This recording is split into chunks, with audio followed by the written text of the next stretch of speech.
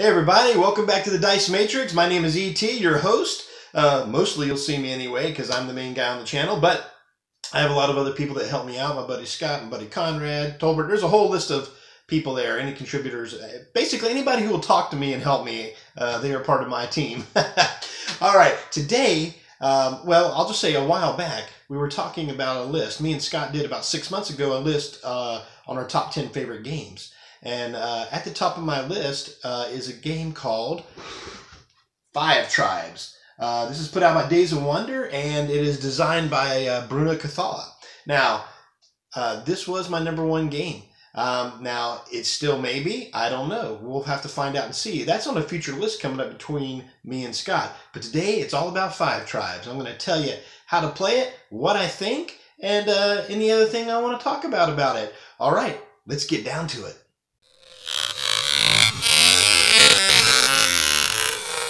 Okay, here's pretty much all the components in the game. You have your coins here, which are in the increment of 1 and 5, and the back sides are all kind of blanked out like that because it's kind of hidden information. We have the bidding track here, and then we have the 4 colors you can be. And a 3 or 4 player game plays a little differently from a 2-player game. Basically, in a 2-player game, you'll end up taking 2 turns apiece with extra camels. But I'll let you discover that on your own. We have the palm trees, we have the oases, we have these cool Djinn cards here, which have on them victory points and then their special abilities. Really cool. We have some market cards, and market cards have different goods on them, and then they have also the fakirs, which are like workers that you can kind of use as wild cards a little bit for certain things. Then we have your tiles. These are the modular tiles that make up the board. So in the top right there is victory points, and then their abilities are on the tiles themselves, and we'll go over that. Get a scoring pad. These are your camels that you play with. So at the beginning of the game, of course, well, you'll get a rule book, which I'm just kind of glancing at here, and you get these handy dandy information walkthrough sheet. Shows you all the steps of the game, writes out beautifully, perfect for it. And on the back, it shows you what each Djinn does, because it just has an iconography and you may not quite pick up on it. These are the actual 5 tribes, the meeples, and in this game, there's different increments of them. I think it's listed right here. Okay, yeah, so there's 20 white elder meeples. These are the 5 tribes. You have the blue ones, there's 18 builders. There is 18 red assassins. So blue builders, red assassins. These are the yellow viziers, and there are 16 of those, and there's 18 green merchants in the game, and all of those are kept in this nice little black bag that they give you, and you know, you just put them all in here at the beginning because you'll have to set it up to pull them out to put them on the tiles. So they all pretty much just go in there. But at the very beginning, you'll randomly determine who goes first, and so like you'll pick what color you want to be. And then you'll pick up your 8 camels and you'll take them to your side. And when you determine randomly who's going to go first, whether you could probably just use this bag if you wanted to dump these out temporarily, but however you want to do it, behind your back or whatnot. And then so basically you'll put the turn order as 1, 2, 3, and 4 down here, however you determine that goes. But that doesn't determine actually who's going first yet. That's just who's bidding first to go. So at the beginning of every turn, I'll go ahead and cover this now before I actually set up the board. You'll bid to see who goes first, and you actually use your money in the game. Every player also starts with 50 gold. You'll get 9 of the 5s and 5 of the 1s, and you can keep that face down to secret information, because at the end of the game, every coin is worth a victory point. So let's say over here somebody wants to go, you know, they'll bid, they want to go first, so they'll bid 3 coins. They place whoever's in the first spot here will come over here and say, and they'll take 3 coins, and they'll say, this is where I'm bidding. And the further down along the track they are is what order you'll go in. Let's say player 2 says, you know what, I definitely want to go first. So they're going to bid 5. Now he could just go bid 18 already at the max and guarantee victory. That's a lot of money to spend. So then that person would spend 5 coins, put it back into the general supply. And let's say this blue character bidding next says, you know what, I don't really care if I go, you know, 3rd or whatever. So let's say he puts it on 0. Well, here's the thing. Anybody who bids behind that person, let's say they didn't want to compete up there. If they wanted to bid, go in the third position, they could pay the 1 coin that's listed there, and they would go third. But if you go here too early, someone goes, you know what? I'll bid 0 as well, and that pushes that person back on that track. And so it could go like that. So sometimes you have a lot of games that are, it'll almost look like this because, people will bid too much. But if you just want to guarantee you bid 1 coin that you don't get shoved back, that's a possibility. In the beginning of each turn, a person will take their marker, the first thing they'll do, and they'll set it in the 1 spot, and then they'll take all their actions, and then the next person will go in 2, and then this is how it'll set up for the bidding. So whoever won the bidding last time also gets to bid first in the following order to see who goes. But anyway, that's how you determine who goes first randomly. You set them on here, you grab all your coins, and now we'll move to the setup of the board. Okay, so you're going to shuffle up all these tiles here, and you're going to make a 5 by 6 grid.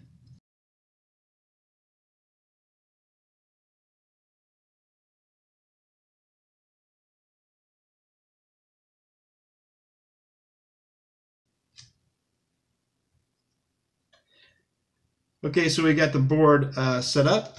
Now you're going to take your meeples here, and you're going to reach in here, and you're just randomly going to grab 3, whatever colors they are, and you're going to put them on each one. Some people like to put them on a lot nicer, but you can do it however you want. And I'm just going to go ahead and speed to the end real quick. Okay, now that I got all the meeples set up, I kind of laid them flat where you can see 3 go on each one, and they're all just random out of the bag. And also what I did was I took a moment and I set up the Djinn deck. You take and you flip out the top 3 Djinns with their special abilities, and I just kind of put them over here. You can't quite see them in the picture, but that's okay. It's pretty self-explanatory. And then over here I made the Market Row, which is 9 cards. And as cards are selected from Market Row, they are actually selected from one end or the other. So like if this is the beginning of the row, you'll take cards from there. And then when you go to refresh at the end of the round, you push those forward and fill up from here at the 9, because all cards have to be chosen from the end down there. That's how that works. So anyway, on the player's turn, like let's say black won the bidding, they'll say, hey, I'm going to move to the 1 spot here. So they move their turn marker, and now they're going to move the meeples. So what happens is this uses the Mancala effect. Basically, a couple of rules. You can't move diagonally. You'll choose a tile. You have to kind of plan it out ahead of time, and you'll pick up all the meeples there. And then moving, not diagonally, but orthogonally or cardinal directionally, however you like to call it. You drop a meeple in each spot out of your hand, and you choose which ones they are until you get to your last spot. So, for instance, you got to kind of look ahead. The other rule is when you drop your last meeple into the spot that you finish, it has to have at least 1 matching color meeple in there of that same tribe. So for instance, let's say I wanted these 2 white ones to go with this white one here. Well, I would pick up these 2 blue and this white out here, and I drop a blue here, drop a blue here, and I drop a white here. Now what you do is you pick up all the tokens of the last color you dropped in there, including the one that you did, and then you'll do the tribe action. Each tribe has an action, and it's pretty simple. I'll describe it for you real quick. The elders, what that allows you to do is, when you have them, at the end of the game, if you don't spend them, they're worth 2 victory point apiece. Okay. You can also use them on the tile action. When you get to that, that's what you do next. You do the tribe action first, and then you'll do the tile action next.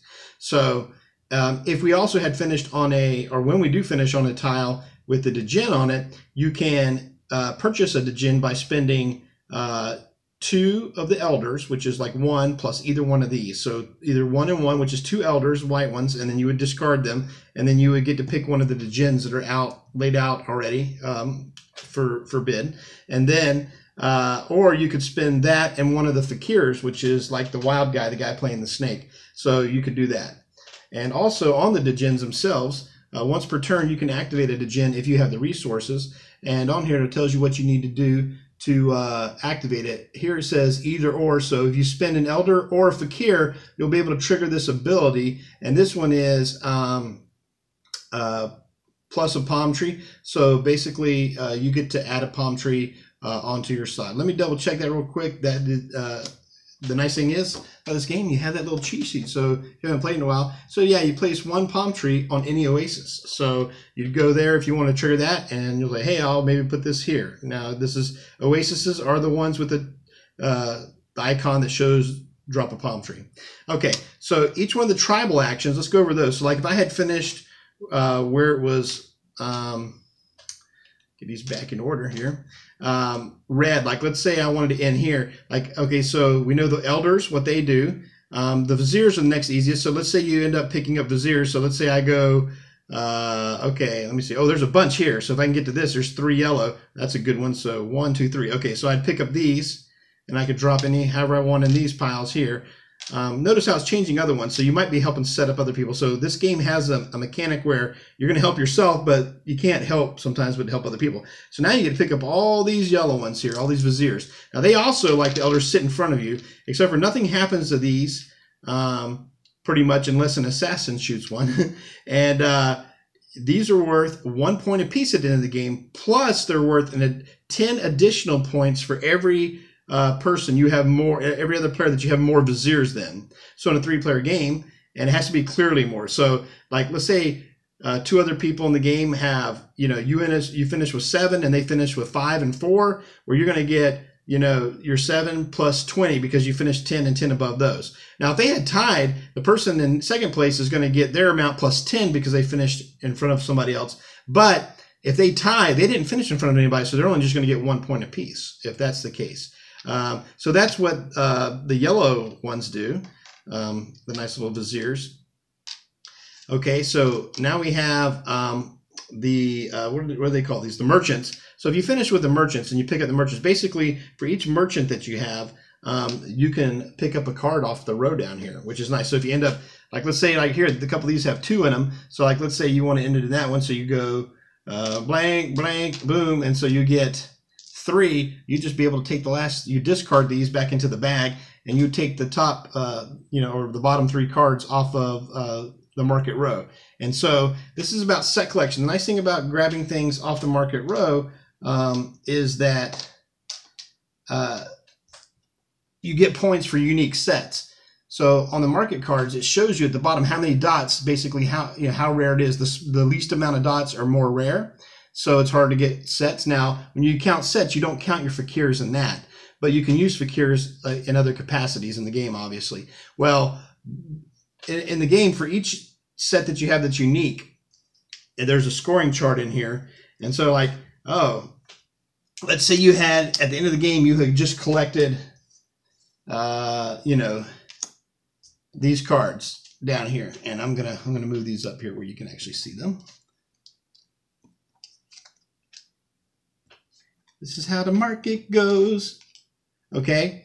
Well, basically, you can, I guess you could score a set of 2 and 3, but you're going to get more points.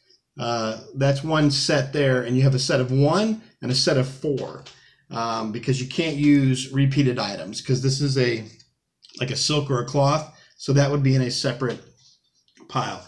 And then on your little cheat sheet, it shows you that each one that's just an individual by itself is just worth 1 point at the end of the game. And a set of 4 is worth 13. So 1 is worth 1, 2 is worth 3, 3 is worth 7, 4 is worth 13, 5 is worth 21. It starts really jumping. 6 is worth 30, 7 is worth 40, 8 is worth 50. And if you have all 9 different types of market items, then that is worth 50 points. So if you had 2 sets of 4, that's 13 and 13, that would be 26 points. So the market's definitely a way to go to collect points in this game.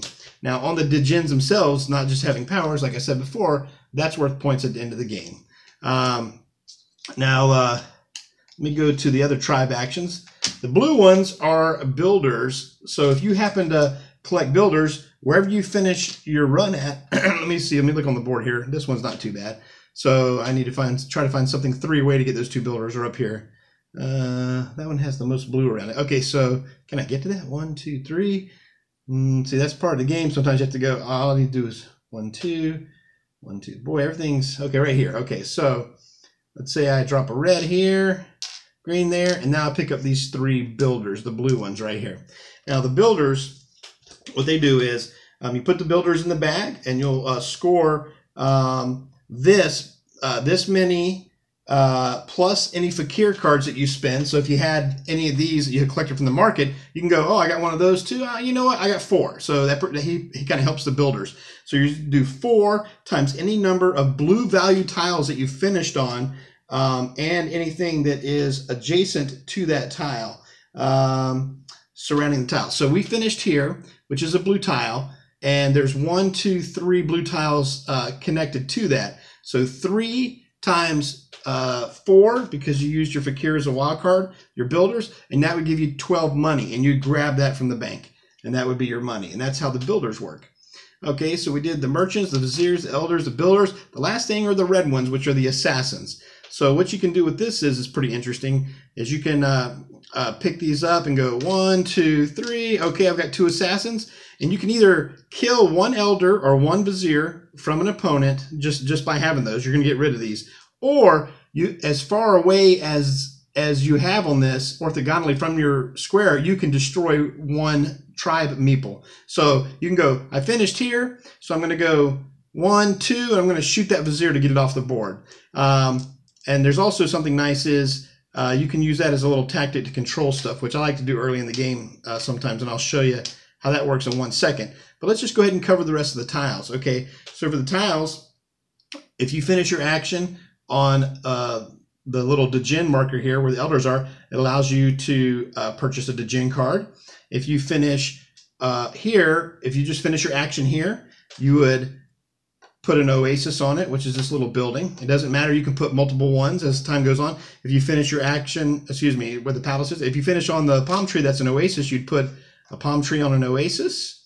If you finish, in the last 2 are markets. There's a small market and a big market. So small market here, it says 1/3. That means out of the bottom row of market cards, the bottom 3, you can pick one of those and just take it.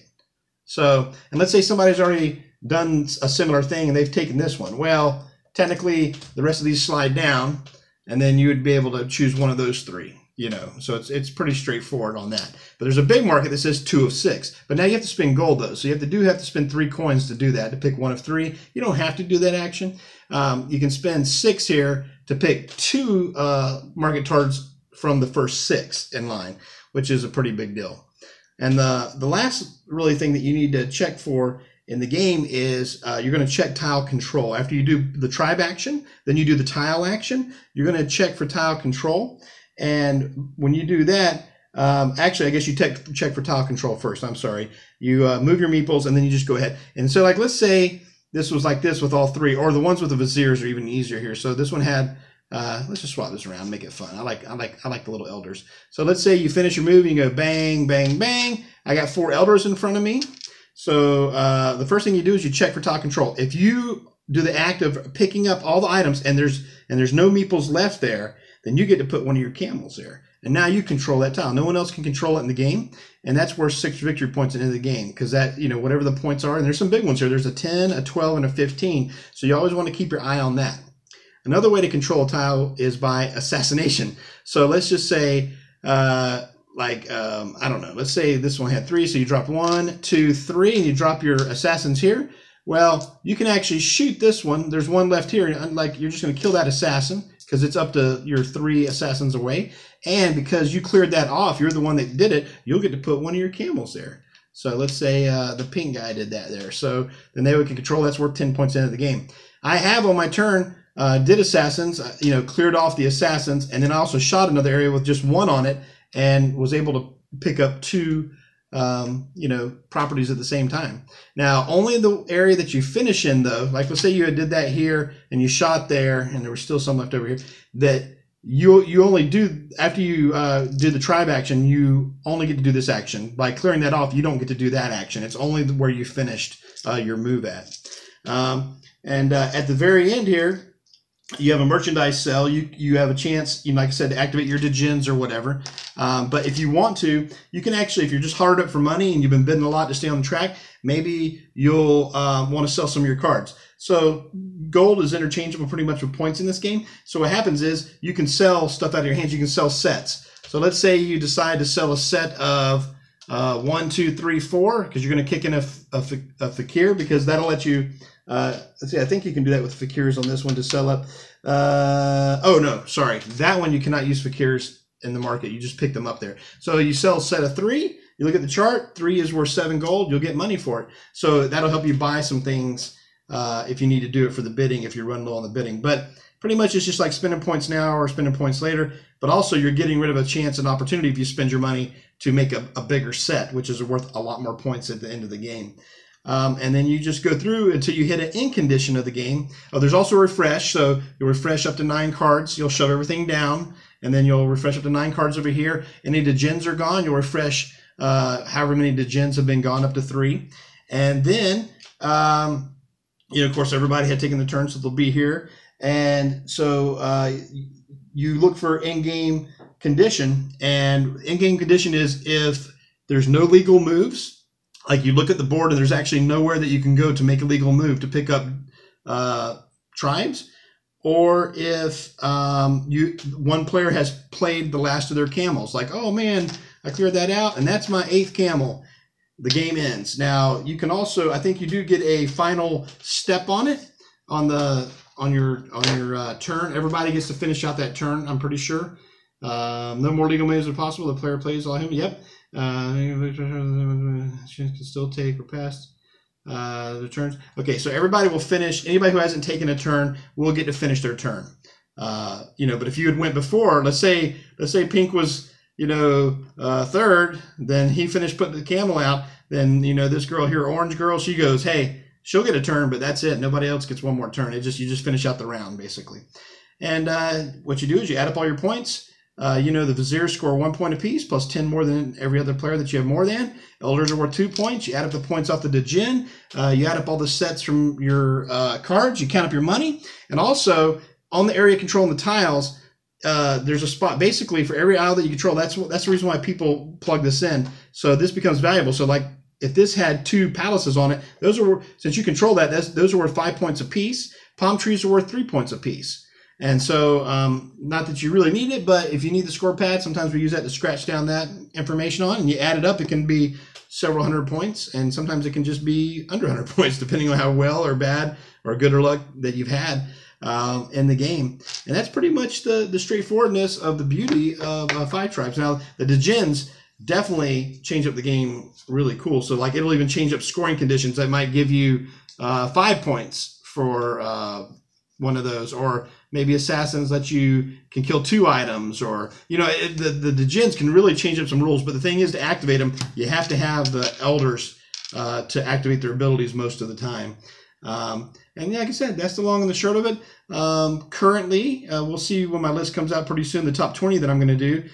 Currently, this is at number 1. This is my favorite game that I love. It's just beautiful with all the tribe colors, and it'll let your mind work to figure out what you want to do.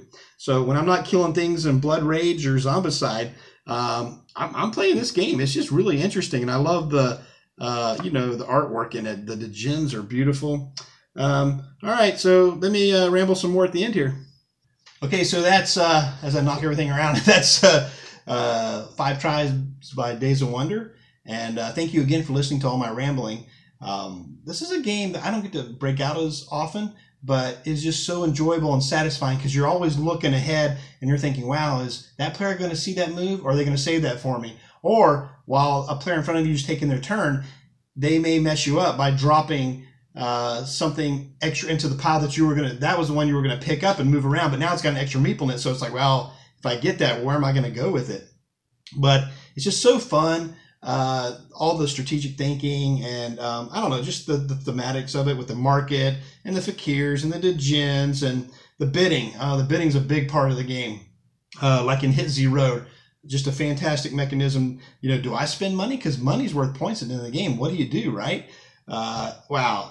I've won a lot of these games. I say if you're first playing this out, even though I'm a sucker for djinns, I would say, if you're just starting out, try to go for tile control and try not to spend too much money bidding, and try to get some market items, because it'll keep you competitive in the game. And I've won a lot of games by focusing on the market and on trying to get control of tiles. Sometimes it's hard even to do that, but if you don't spread yourself too thin, that's a good way to go. And not that there's anything wrong with collecting Viziers and that sort of thing, because that can be very handy, especially in a larger game. In a 4-player game, being the Vizier leader is big because you'll get 30 points plus all the points for your Vizier, so that's a big deal. But if you're just playing a 2-player game, it's not that big of a deal. You know, I mean, it's great that you get some points, but it's not quite as powerful. Elders, you know, always have the power because you can get the gens with them, and that's always a nice thing too. And even if you don't spend them, you get 6 or 7 elders. You know, that's like, you know, 12, 14 points. That's a fantastic thing. Well, as always, thank you for watching the Dice Matrix. I'm your host, E.T. Until next time, friends, keep the dice rolling.